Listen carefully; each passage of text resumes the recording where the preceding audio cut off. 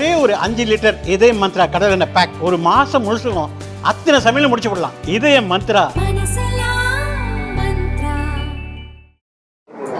ஊடக நண்பர்களை வழக்கம் போல்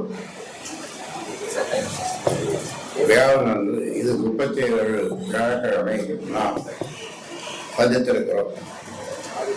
வழக்கம் போல் ஊடக நண்பர்களை தயாரான தோட்டம் வரவேற்கிறது.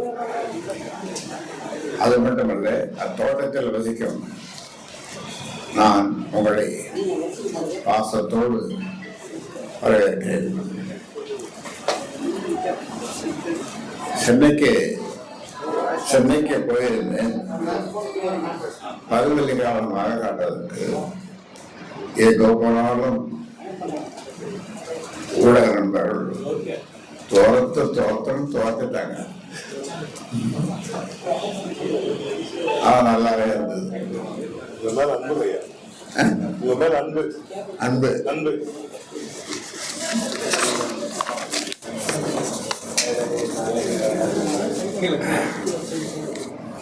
பாரதியார் இந்த சுதந்திரம் வாங்குறதுக்காக பட்ட பாட்டை பற்றி அவருடைய கவிதைகளை எழுதுவார்னா, தண்ணீர் விட்டே வளர்ப்போம், தண்ணீர் விட்டே வளர்ப்போம் சர்வேசா, இப்பயிரை கண்ணீரால் காத்தோம், இப்பயிரை கண்ணீரால் காத்தோம், தண்ணீர் விட்டே வளர்த்தோம் சர்வேசா, இப்பயிரை கண்ணீரால் காத்தோம். கரக திருவுளமோ என்றால் அது கருகி போய் அழியறதுக்கு நீங்க நினைக்கிறீங்களா? கடவுளை பார்த்து சொல்றாரு சர்வேசம். எண்ணமெல்லாம் மெய்யாக, எண்ணமெல்லாம் எண்ணம் நாம் நினைப்பது எண்ணமெல்லாம் மெய்யாக எம் உயிரினுள் வளர்ந்த என்னுடைய உயிரினுள் வளர்ந்த வண்ண விளக்கு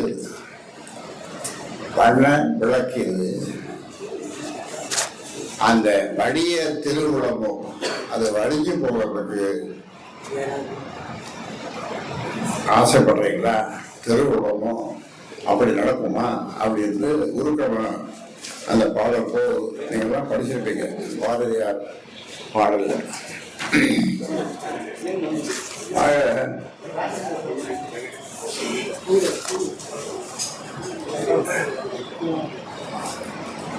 எனக்கும் செயல் தலைவருக்கும் போய்கொண்டிருக்கிற பிரச்சனைகள் முழுசும் உங்களுக்கு தெரிய வாய்ப்பில்லை. ஆனால் போலீஸ்காரர்களை காவல்துறை தான் சொல்லுவாங்க, காத்து போகாத இடத்துக்கெல்லாம் காவல்துறை போகும்னு. அதே மாதிரிதான் நீங்க சலைச்சவங்க அல்ல. ஊடகம் அதுவும் இன்றைய நவீன ஊடகம் எங்கோ போயிட்டு அது முன்னாடி ஊடக நண்பர்கள் நான் சொல்றது 40 வருஷத்துக்கு முன்னால உட்காந்து எல்லாம் எழுதுறாங்க. நான் நிறுத்தி சொல்றேன், அது எழுதுற காலம். இதெல்லாம் பார்த்தீங்கன்னா நீட்டு டாபிக் வரீங்க, கேமரா அது இது கைபேசி பாருங்க எத்தனை. சிறந்த ஆளுமைகள் உள்ள 2 பேருடைய சமரச பேச்சுவார்த்தை அவர்கள் இங்கே வந்தார்கள். நான் அங்கே போனேன், பேசிக் கொண்டிருக்கிறோம். ஆனால் கடைசியில் டிராவில முடிஞ்சு போச்சு. ஒரு முடிவுக்கு வரல. இதுக்கு முன்னால 16 பஞ்சாயத்துகள் நடந்தது. 16 பஞ்சாயத்துகள் என்றால் நான் தொடங்கிய 34 அமைப்புகள்,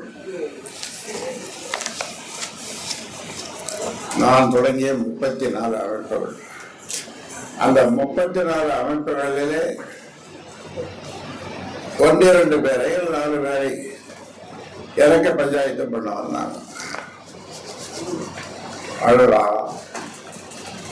இதுதான் தலைவிதி என்பதோ என்று எண்ணிக்கொண்டு அதையும் ஏற்றுக்கொண்டேன். இந்த 16 பஞ்சாயத்துக்காரரும் நான் தொடங்கிய 34 அமைப்புகளில் இருந்து வந்த 14 பஞ்சாயத்துக்காரர்களும் என்ன அதிசயம், ஒரே விதமான தீர்ப்பையே சொன்னார்கள்.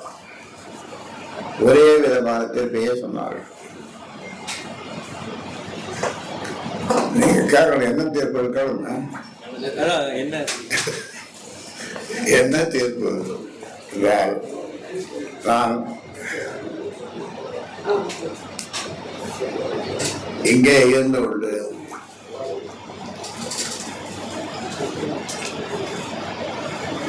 கட்சியை வளர்ப்பது, அவர் வெளியிலே போய் மக்களை பார்த்து கட்சியை அவர் மக்களை பார்ப்பது என்ற தீர்ப்பு தான்.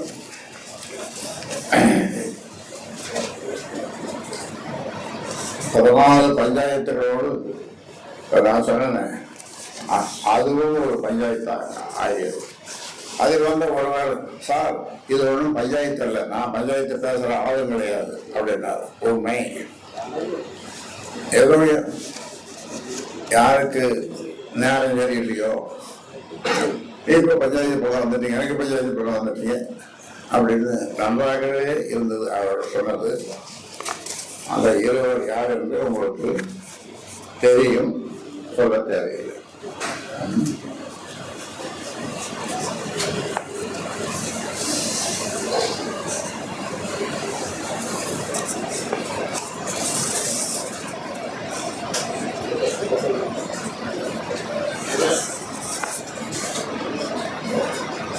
அன்புமணிக்கு தலைவர் பதவியை விட்டு தர தயாரென கூறினேன். அதற்காக கௌரவ தலைவர், சமூக முன்னேற்ற சங்கத்தினுடைய தலைவர், இவர்கள் இருவரையும் நீங்கள் போய் நாளை காலை பார்த்து விட்டு வாருங்கள். நான் சொல்வது, இந்த மாநாட்டிற்கு முன்னாலே 15 நாட்களுக்கு முன்னாலே பார்த்து விட்டு வாருங்கள். நான் தலைவர் பதவி விட்டு கொடுக்க தயாராக இருக்கிறேன் என்று சொல்லி நான் காலையில உங்களை பார்க்க வருகிறோம் என்று அவர்கள் சொன்னார்கள். ஆனால் அதெல்லாம் வரோம்னா போன்லேயே சொல்லுவோம். போன்ல சொல்றது அவ்வளோ சிறப்பாக இருக்காது. போன்ல சொல்றது நான் வந்துடுறேன்னு சொன்னா முடியாது. ஐயா எழுதியே கொடுக்குறேன்னு சொல்றாரு. இந்த பஞ்சாயத்து மேடை, இந்த மாநாட்டு மேடையிலே எழுதியே கொடுக்குறதா கையெழுத்து போட்டு அவரை நம்ப முடியாது. ஆக நான் தயாராக இருந்தோம். அப்படி நடந்தது.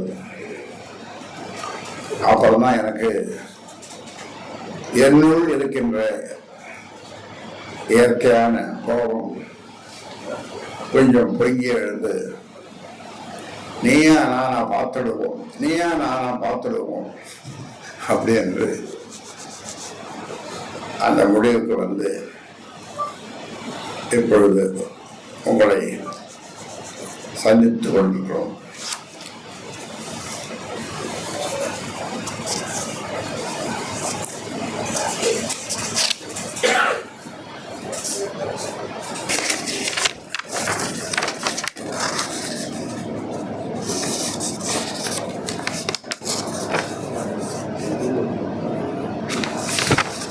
அது மட்டுமல்ல, எல்லாம் எனக்கே வேண்டும், இந்த ராமதாஸ் ஒன்று பக்கம் இருக்கானே, அவன் பேரை தானே பின்னால போட்டுக்கிறோம். அவனுக்கு என்னதான் கொடுக்குறோம்னு கேட்கும்போது, ஓ இந்த நிறுவனர் ராமதாசா, அவருக்கு கேட்ட சாதிட்டு உள்ள பேரன் பேத்திகளோட விளையாடிட்டோம், கொஞ்சம் விளையாடிட்டோம் என்று சொல்ல கேட்டு நான் கேட்ட சாத்திட்டு என் உயிருள்ள வரை இருக்க முடியாது. ஏனென்றால் நான் அப்படி பழகி போனேன். என்னை பார்ப்பதற்கு வருகிறவர்கள் அப்பாயின்மெண்ட், நாளைக்கு வரணும், யார் வந்தாலும் பார்ப்பேன். நேற்று மட்டும் எத்தனை பேரை பார்த்தோம்? தலைமை செயலர் சொல்லுங்க. 800 நேற்று முந்தா நாள் 800, நேற்று 300, நேற்று 300 பேர். இப்படி அவங்க அப்பாயின்மெண்ட்டே கிடையாது. போன பேசுறதுனாலும் எழுப்பா இந்த தலைவலி நானே எடுப்பேன், நானே பேசுவேன். அதுக்காக வேற யாரும் சொல்லக்கூடாது. இப்படியெல்லாம் மக்களோடு நான் 46 வருடங்களாக பழகி வருகிறேன். அவர்கள் என்னை உயிராக நினைக்கிறார்கள். நான் அவர்களை உயிருக்கும் மேலாக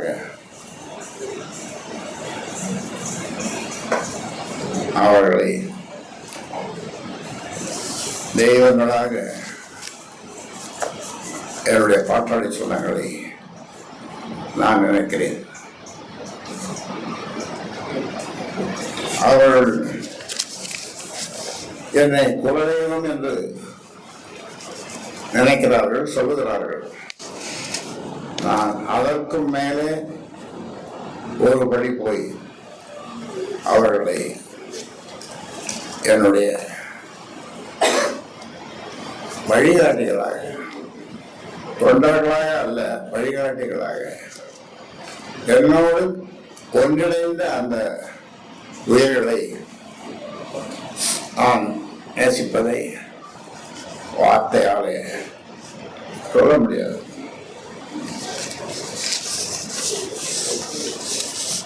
நாற்பத்தி 6 ஆண்டுகள் உழைத்து உருவாக்கி கட்டி காத்த கட்சியில்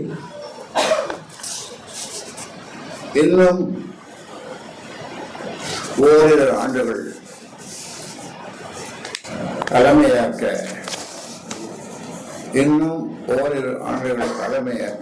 எனக்கு உரிமை இல்லையா? எனக்கு உரிமை இல்லையா என்று கேட்பதே எனக்கு அவமானமாக இருக்கிறது.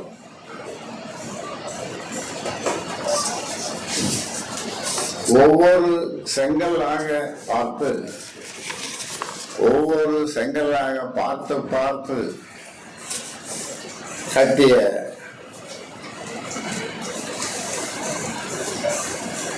கட்சி என்ற மாளிகையில், பாட்டாளி மக்கள் கட்சி என்ற மாளிகையில் நான் குடி அமர்த்தியவரே என்னை கழுத்தை பிடித்து வெளியே தள்ளுகின்ற அளவுக்கு அவருடைய செயல்பாடுகள் இருந்தன. மாவட்ட செயலாளர்கள் வருகையை அடுத்து நிறுத்தி என்னை பார்க்கக்கூடாது என்று அவரே ஒவ்வொருவருக்கும் தொலைபேசியிலே செல்பேசியிலே பேசி என்னை மானபங்கம் செய்யவில்லை.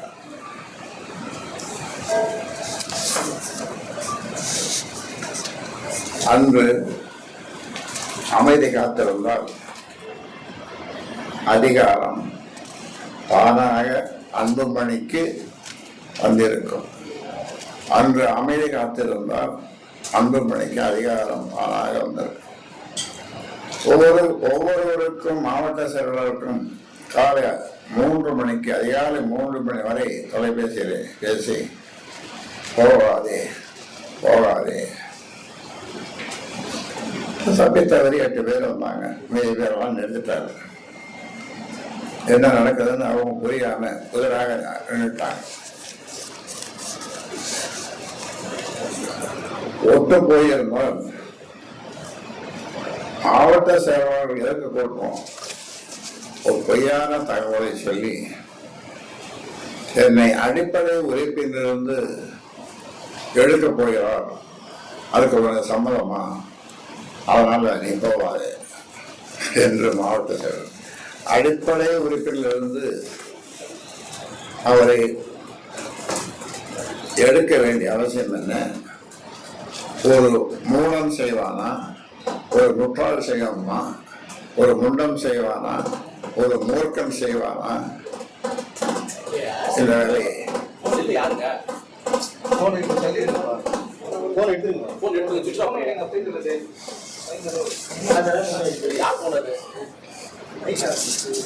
அதனால அந்த மாதிரி ஒரு நிகழ்ச்சி இல்லாமல் ஒத்துப்போயிருந்தால் ஓரிரு ஆண்டுகளில் உனக்கு முடிசூட்டு நானே முன்னின்று நடத்தியிருப்பேன்.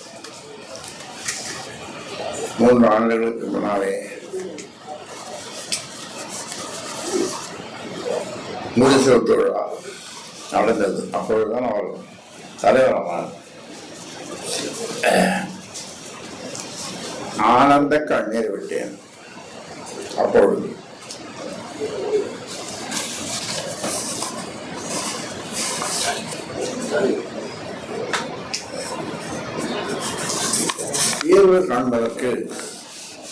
தீர்வு காண்பதற்கு தாரக மந்திரங்கள் என்று சொல்வார்களே, அந்த மந்திரம் ஒன்று தந்தை சொல் மிக்க மந்திரம் இல்லை.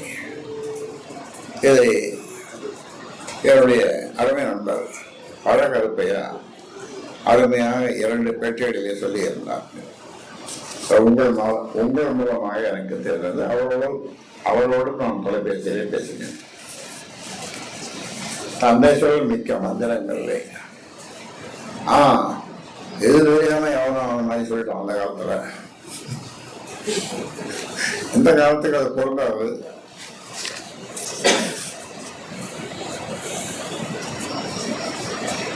தந்தைக்கு பிறகே தனயன், ஐயாவுக்கு பிறகே அன்புமணி. இது இப்பொழுது எல்லோரும் சொல்கின்ற வார்த்தை. குருவுக்கு மிஞ்சிய சீடன் இருக்கலாம், குருவுக்கு மிஞ்சிய சீடன் இருக்கலாம், ஆனால் தந்தைக்கு மிஞ்சிய தனயன் கூடாது. இதுவே நீதி, நேர்மை, தர்மமாகும். இதுவே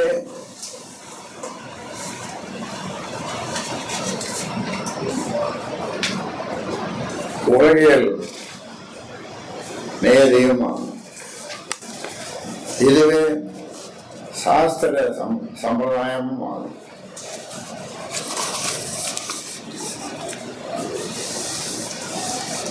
எனது மனக்குமரர்கள் என்னை எங்கள் குலசாமி என்று சொல்லிக்கொண்டே என் நெஞ்சு கொலைகளில் குத்துகின்றார்கள். என்னை குலசாமி என்று சொல்லிக்கொண்டே என் நெஞ்சு கொலைகளில் குத்துகின்றார்கள். எங்களுக்கு எல்லாம் ஐயாதான் என்று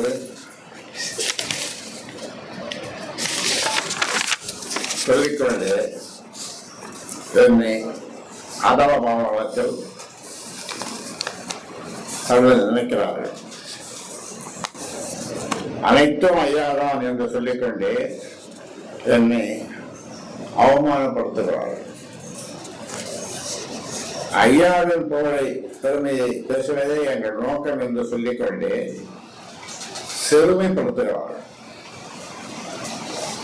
ஐயாவின் லட்சியமே எங்கள் லட்சியம் என்று சொல்லிக்கொண்டே என்னையே இலக்காக்கி குறிவைத்து தாக்குகின்றனர்.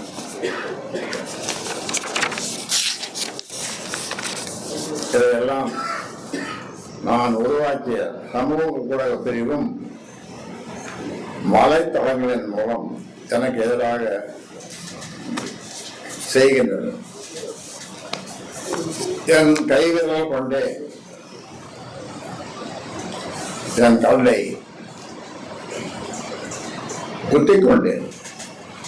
என் கைவிரல் கொண்டே என் கண்ணை நான் குத்திக் கொண்டேன். உயிருள்ள என்னை எல்லா வகையிலும் உதாசீனம் செய்துவிட்டு என் உருவ படத்தை மட்டும் வைத்து உற்சவம் செய்கின்றனர். என் உயிருள்ள என்னை எல்லா வகையிலும் உதாசீனம் செய்துவிட்டு என் உருவ படத்தை மட்டும் வைத்து உற்சவம் செய்கின்றனர். என்னை நடைபயணமாக்கி என் பெயரில் நாடு முழுவதும் நடைபயணம் செய்யப்படுகிறார்களாம்.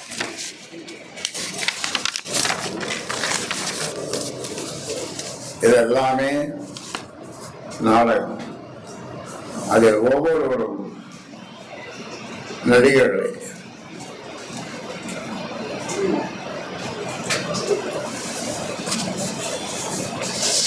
அதாவது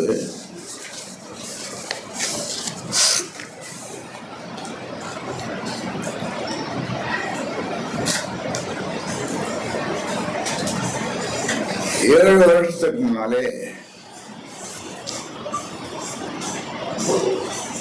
பிரதமர் மோடி அதே ஏற்பாடுக்கு நான் டெல்லி போயிருந்தேன்.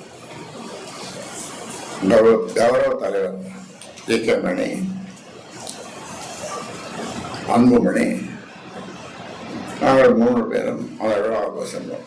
அதன் பிறகு அங்கிருந்து அவர் தங்கிய அவர் வீட்டிலிருந்து கிளம்பி வரும்போது,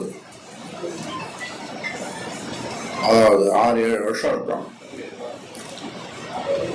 அவர் சொன்ன வார்த்தை, அப்பா நான் இந்த கட்சியை பார்த்துக்கிறேன், அப்பா நான் இந்த கட்சியை பார்த்துக்கிறேன். எனக்கு ஒன்றும் புரியல. விமானத்தில் ஏறினோம். அவர் இருக்கையில பின்னாலே அவர் உட்கார்ந்தார். அவர் என்ன நினைத்தாரோ தெரியாது. நான் ஏதும் பேசவில்லை. நான் தப்பா சொல்லியிருந்தா என்னை மன்னிச்சிருந்தா அப்படின்னா, நான் எதையும் தவறாக சொல்லியிருந்தால் என்னை மன்னித்து விடும். அப்பொழுது 2 சொட்டு தண்ணீர் உட்கார்ந்து கொண்டு விட்டேன். அது அந்த ஃப்ளைட்டில் விழுந்தது. அப்புறம் அங்கிருந்து மேலம் பார்க்க வந்தோம். அங்கிருந்து வண்டியை எடுத்துக்கொண்டு எதுவும் பேசாமல் அயலாபுரம் வந்தேன். இது நடந்தது 6-7 வருஷம் இருக்கும். அப்போ இப்போ இல்லை, அப்போ பதவி ஏற்படும் நம்முடைய பிரதமர் அப்போ. ஆக அப்பவே அவருக்கு அந்த மாதிரி ஒரு எண்ணம் இருந்திருக்கிறது.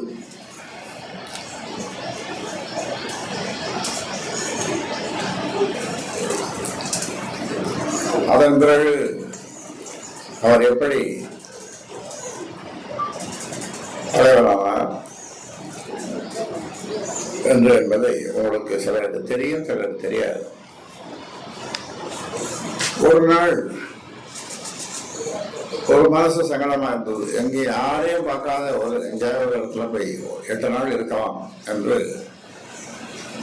கல்டான் ஹோட்டல், அந்த மகாபலிபுரம் அந்த ரோடில் இருக்கிற கல்டான் ஒரு ஹோட்டல், ஒரு ஜெகத்ரட்சனுடைய ஹோட்டல், அதில் போய் தங்கியிருந்தேன். இதை எப்படியோ தெரிந்து கொள்ள சௌமியா அங்கே வந்தது. மாமா என்றது, ஏமா என்று.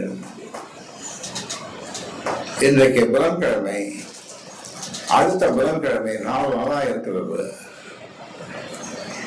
மண்டபம் பார்த்து விட்டேன். தலைவரை மாற்றி விடலாம். அவர் ஒரே உழைப்பாளி தியாகச்சம்பர் ஜெயிக்காமலே மாற்றி விடலாம் என்று நான் ஏதும் சொல்லாமல் அவரை வரவழைக்கிறேன், அவரிடம் கேட்கிறேன், சொல்லுகிறேன் என்றேன். அவரும் வந்தார். அவரிடம் சொன்னேன். அவர் சொன்னார், நான் தயார், ஆனால் என்னுடைய மைத்துனர், என்னுடைய தம்பி இருவரும் அவர்கள் ஜோசியத்தில் நம்பிக்கை உண்டவருக்கு, அவர்களுக்கு எனக்கு அந்த நம்பிக்கை இல்லை. அந்த அவர்களும் எதை செய்தாலும் 1.5 மாசம் பொறுத்து 45 நாள் பொறுத்து செய்யுங்கள் என்று சொன்னார்கள். நான் சொன்னேன், சரி சுவாமியா வந்ததும் அவர்கிட்ட சொல்லிடுறாரு. அவர் வரவேற்று சொன்னேன். சரி மாமா என்று சொன்னது. அந்த 1.5 மாதத்துக்கு பிறகு அந்த நாளும் வந்தது. மொழிசூட்டோட நடந்தது. அப்பொழுது ஆரத்தழுவி அவரை தேர்ந்தெடுத்தோம். ஆரத்தழுவி ஆனந்த கண்ணீர் வடித்தோம். வடித்தேன். ஆனந்த கண்ணீர் வடித்தேன். அப்பொழுது நான் பேசும்போது சொன்னேன், என் குடும்பத்தை சேர்ந்த பெண்கள் யாரும் கட்சி நிகழ்ச்சிக்கோ மற்ற நிகழ்ச்சிக்கோ போகக்கூடாது.